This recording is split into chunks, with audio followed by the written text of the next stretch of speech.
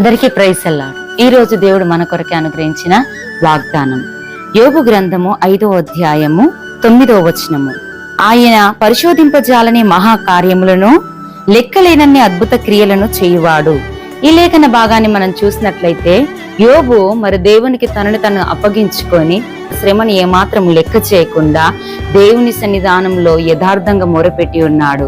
కాబట్టి తన జీవితంలో దేవుడు అనేకమైన అద్భుత కార్యములు. ప్రియ బిడ్డ, దేవుడికి నిన్ను నీవుగా యోబు వలె అప్పగించుకోగలిగితే నువ్వు ఎలా జరిగిందని ఆశ్చర్యపోయే స్థితిలో నీ జీవితంలో కార్యం చేస్తానని వాగ్దానం చేస్తా ఉన్నాడు.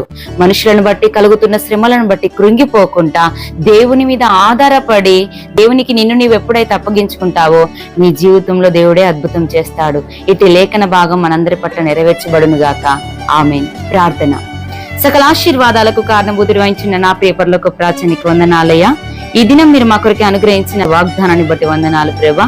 యోబు వలె ప్రభా నీ మీద ఆధారపడి ప్రభా నాయన లెక్కలేనన్ని అద్భుత కార్యములు మా జీవితంలో పొందుకున్నటకు నీ కృప చూపించి ఈ దినానికి కావలసిన దినదీవెనలు ఆశీర్వాదాలు మా తలలపై మెండుగా కుమ్మరించమని నజరేయుడైన యేసుక్రీస్తు నామములో వేడుకుంటున్నాం తండ్రి. ఆమేన్. Praise the lord.